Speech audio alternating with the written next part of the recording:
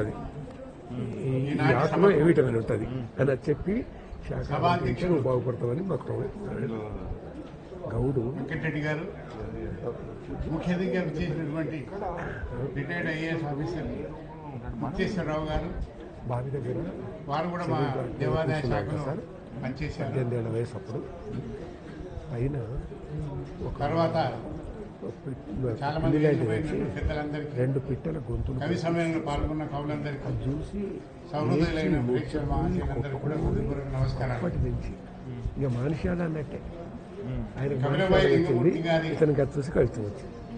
అప్పటి నుంచి సహకారం సభలు ఆ తర్వాత ఆయన చాలా సభల్లో అయిపోయినాడు ఆ అబ్బాయి.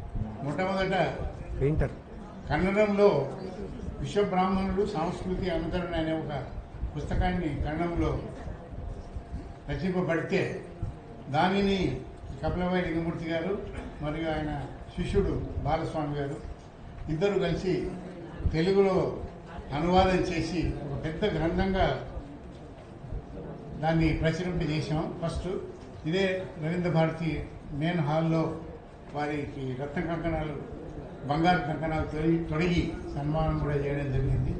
తర్వాత విశ్వకర్మ పురాణము, ఈనాటి పుస్తకము, ఇలా ఎన్నో పుస్తకాలు వారి దగ్గర ఇంకా ప్రచురింప కావలసినటువంటి బుక్స్ ఎన్నో ఉన్నాయి.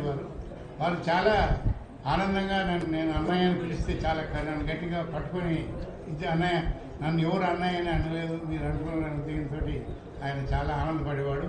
ఆయన బోసి నవ్వులు మీరు చూస్తే ఆయన ఫోటో ఎప్పుడు చూసినా బోసి నవ్వులే. ఆయన ఎంత చాలా ఆనందం అనిపిస్తుంది. ఆయన ఎంత ఆనందం పడుతున్నాడో మనం చూసి అనే ఒక భావన మనకు కలుగుతుంది. ఆయన పటాన్ని, చిత్రపటాన్ని కూడా మేము జూలూరు గౌరీశంకర్ గారికి మొన్నటి దాకా సాహిత్య అకాడమీ ప్రాంగణంలో లోపల కార్యాలయంలో అందరి కవులు, తెలంగాణ కవులు అందరికీ కూడా చిత్రపటాలు అక్కడ ఉంచడం జరిగింది. వీరిది లేదు. మేము 2-3 సార్లు వెళ్ళి వారిని ప్రత్యేకంగా అడిగాము. అతను కంపల్సరీగా పెడతామని కూడా చెప్పారు. మళ్ళీ ఈలోపే వాళ్ళంతా కూడా రద్దయిపోవడం జరిగింది.